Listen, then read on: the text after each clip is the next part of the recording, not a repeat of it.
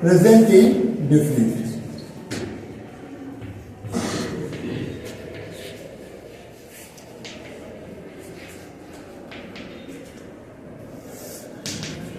How can you understand the sentence which is written in present indefinite? Or where will you write the sentence of present indefinite? Suppose when an action shows habitual action, जब कोई action से ये पता चले कि subject की ये आदत है, यानी सब्जेक्ट जो है वो इस एक्शन को हमेशा करता रहता है, तो उस वो प्रेजेंट सिचुएशन में जिसमें लास्ट में है हो, हिंदी से समझो, और वो प्रेजेंट एक्शन को शो कर रहा है, जैसे किसी की हैबिट है, हैबिट को शो करता है।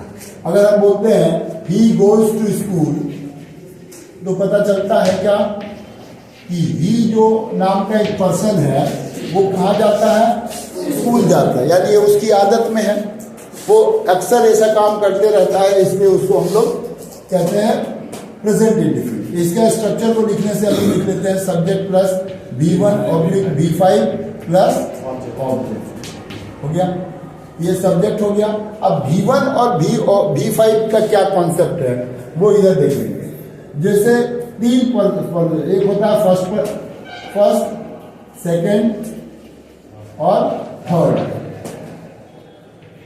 पर्सन। ये तीन पर्सन में थर्ड पर्सन जो होता है वो होता है ही, शी, इट और any name, any singular name, any singular name. ये जो थर्ड पर्सन सिंगुलर नंबर है इसके साथ हम लोग V5 लगाते हैं। V5 का मतलब क्या होता है, वर्ब के साथ S या ES, वर्ब के साथ क्या लग जाता है, S या ES, उसको हम लोग V5 कहते हैं। बाकी फर्स्ट पर्सन होता है, इसका प्लूरल होता है दे, इसका प्लूरल क्या होता है, दे, यानी थर्ड पर्सन प्लूरल में V5 नहीं लगता है, यहाँ पे क्या लगता है, V1 लगता है, यानी वर्ब के साथ SES नहीं लगाते हैं। सेकंड पर्सन होता है यू और इसका प्लूरल भी होता है यू, आई का प्लूरल होता है, तो ये हो गया सिंगुलर और ये हो गया प्लूरल। अब इस कॉन्सेप्ट को दिमाग में रखेंगे तो हम V1 V5 का यूज आसानी से कर सकते हैं। फर्स्ट पर्सन सिंगुलर नंबर में इन सब के साथ, यानी थर्ड पर्सन सिंगुलर नंबर छोड़ के बाकी सब के साथ क्या लगता है, V1, क्या लगता है, V1। So we can say that in only third person singular number, verb 5, that means verb plus SES can be used. Otherwise, first person singular and plural both, and third person plural also, we use single verb. That means without SES. This is called V1. Understood? ये concept समझ में आ गया। तो यहाँ V1 और V5 का मतलब, इसको हम लोग कहते हैं अफर्मेटिव। क्या कहते हैं, अफर्मेटिव। अफर्मेटिव का मतलब क्या हुआ, जो सेंटेंस में सब्जेक्ट जो है एक्शन को एक्सेप्ट करता है, that is called affirmative. Negative में एक्शन को डिनाई करता है तो निगेटिव हो गया। जो इंटेरोनिगेटिव होता है उसमें क्वेश्चन पूछा जाता है और ना भी बोला जाता है, जिसमें कंफर्मेशन होता है, उसको इंटेरोनिगेटिव कहते हैं। Interrogative means the sentence in which the question is asked, जिसमें सिर्फ क्वेश्चन पूछा जाए उसको इंट्रोगेटिव कहते हैं। इंट्रोगेटिव दो तरह के होते हैं, एक मॉडल इंट्रोगेटिव, एक WH इंट्रोगेटिव। मॉडल इंट्रोगेटिव वो होते हैं जो is, are, am, do, does, did, has, have, had से स्टार्ट होते हैं, और जो WH होते हैं उनके साथ WH यानी वाई, व्हेन, व्हाट ऐसी चीजों से स्टार्ट हो, उसको भी इंट्रोगेटिव ही कहेंगे, लेकिन वो WH इंट्रोगेटिव कहलाता है। तो अब हम लोग देखें जैसे इंट्रोगेटिव का स्ट्रक्चर क्या हो सकता है, किसका, प्रेजेंट इंडेफिनिट का। तो इसमें लगता है डू या डज, क्या लगता है, डू या does plus subject plus verb 1 plus object, question mark. अब ये डू और डज का कॉन्सेप्ट भी वैसा ही है। डज का यूज किसके साथ करते हैं, थर्ड पर्सन सिंगुलर नंबर के साथ, और बाकी सबके साथ क्या लगाते हैं, डू लगाएंगे। समझ में आ रहा है। थर्ड पर्सन सिंगुलर नंबर कौन कौन है, ही, शी, इट और any singular name, Mohan, Sohan, Rohan, जो भी नाम है अकेला, वो सब क्या, सब थर्ड पर्सन सिंगुलर नंबर। और बात तो इसी के साथ हम लोग डज का भी यूज करते हैं इंट्रोगेटिव में और निगेटिव में। लेकिन नॉर्मल में एस लगाते हैं, लेकिन जब डज लगा देंगे तो वर्ब में से एस हटा देंगे। सपोज करो यही एक एग्जांपल लेते हैं, ही गोज टू स्कूल, तो इसको इंट्रोगेटिव बनाएंगे तो क्या बनेगा, does he go to school. इसका एस हट गया ना, हटा कि नहीं, एस क्यों हट गया, क्योंकि यहाँ पे डज लग गया। समझ में आ गया। तो ये स्ट्रक्चर है। अब जिसका अगर निगेटिव बनाएंगे तो क्या निगेटिव बनेगा, सब्जेक्ट प्लस डू या does plus not plus verb one plus object, full stop देखिए। अब सब्जेक्ट क्या है, ही, यहाँ लिखते हैं ही के साथ क्या लगता है, डज, यहाँ लिख देंगे डज, ही डज नॉट। और वर्ब वन क्या है, गो, तो लिख देंगे गो टू स्कूल। ये हो गया हमारा निगेटिव। क्या हो गया ये। अब अगर इंटरनेगेटिव बनाएंगे तो इसको उठा के ले आएंगे, किसको, डू डज को, पहले डू या डज को, फिर सब्जेक्ट को, और फिर नॉट को, और फिर वर्ब वन को, और फिर ऑब्जेक्ट। अब जैसे इसको कन्वर्ट करते हैं तो क्या बन जाएगा, does he not go to school, question. Clear हो गया ये। अब इसमें देख लीजिए, इंट्रोगेटिव हो गया, ये निगेटिव हो गया, और ये इंटरोगेटिव हो गया। क्या हो गया ये, इसको यस नो टाइप क्वेश्चन भी कहते हैं। क्या कहते हैं इसको, यस नो टाइप क्वेश्चन भी कहते हैं। नोट कर लो।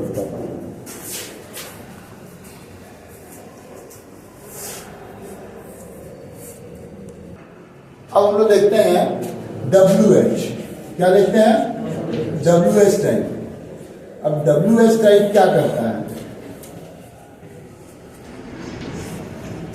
W फॉर क्या होता है, व्हाट, व्हेन, व्हाई, वेयर, ऐसी जो विच, इनको हम लोग W कहते हैं। और H से क्या होता है, हाउ। तो इसका स्ट्रक्चर क्या होगा, पहले WH, फिर डू या डज। तुमको पता ही है कि डू और किसके साथ लगेगा, डज किसके साथ लगेगा, पता चल गया ना। आई फर्स्ट पर्सन सिंगुलर नंबर और प्लूरल नंबर, डू लगेगा। सेकंड पर्सन सिंगुलर प्लूरल दोनों क्या लगेगा, डू लगेगा। और थर्ड पर्सन प्लूरल क्या लगेगा, डू लगेगा। क्लियर हो गया। तो WH plus do does plus verb का फर्स्ट फॉर्म, और फिर उसके बाद ऑब्जेक्ट और क्वेश्चन। एग्जाम्पल देंगे तो क्या लिखेंगे, why does Ram go to school, why does Ram go to school। अब देख लो यहाँ पे why does आ गया है।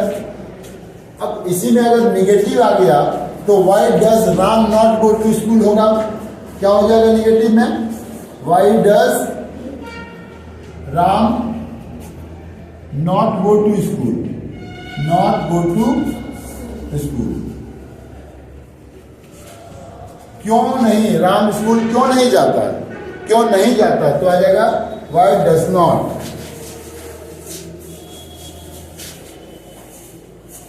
हो गया, नोट कर लो। अगला देखेंगे, मिटा दें,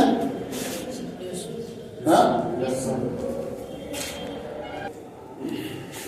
so what is the definition of present continuous, when an action shows continuity, when an action shows continuity still in the on the time when it was viewed, जब उसे देखा गया तो पता चला कि वो अभी भी काम चल रहा है, अभी भी काम चल रहा है। तो उसको हम लोग ये नहीं, अभी भी वो खेल रहा है, अभी भी वो पढ़ रहा है, ऐसा लग रहा है कि एक्शन इज कंटिन्यू। तो subject plus is are plus before plus object. जैसे he is doing his work, he is doing his work। Look here, he is a subject, is RM here, and doing is a before, his work is an object। ठीक है।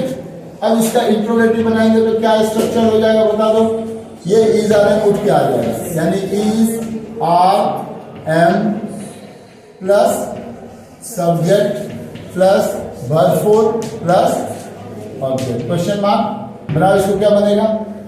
Is he doing his work? Is he doing his work? Put the question mark. Negative का structure क्या होगा?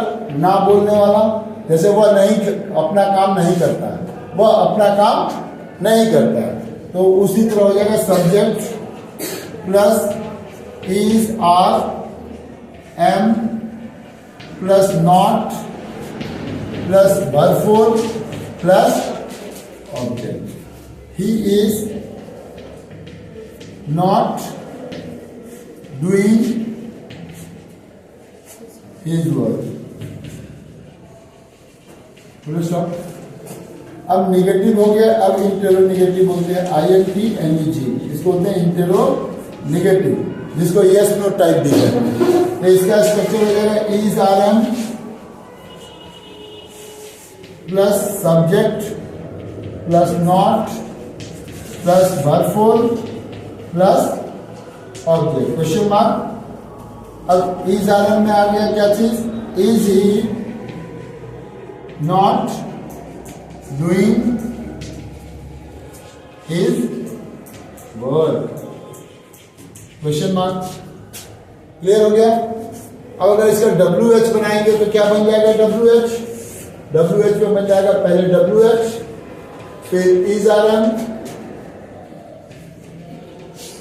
Plus subject plus V4 plus object. Question mark. जैसे हो जाएगा why is he doing his work? Question. इस तरह से present continuous हो गया। हम लोग खेल रहे हैं, हम लोग पढ़ रहे हैं, हम लोग जा रहे हैं, वे बात कर रहे हैं, वे लोग ठहर रहे हैं, वे लोग इंतजार कर रहे हैं। कुछ भी एक्शन जो लगातार चल रहा हो उसको हम लोग प्रेजेंट कंटिन्यूअस कहते हैं। So the structure of present perfect would be subject plus has. Subject plus has plus V3 plus object. So he has done. He has done his work. In interrogative, has plus subject plus V3 plus object. In example, has he done? Has he done his homework? Negative, he has not done. Subject plus has या have. Verb 3, he has not done his homework. Interrogative, has, have plus subject plus not plus V3. Has he not done his homework? Same as usual for the WH also. We should use here has, yeah, have, V3, Y has done his homework. In negative, Y has, have, not, and plus V3 plus object. Write the structure of present perfect.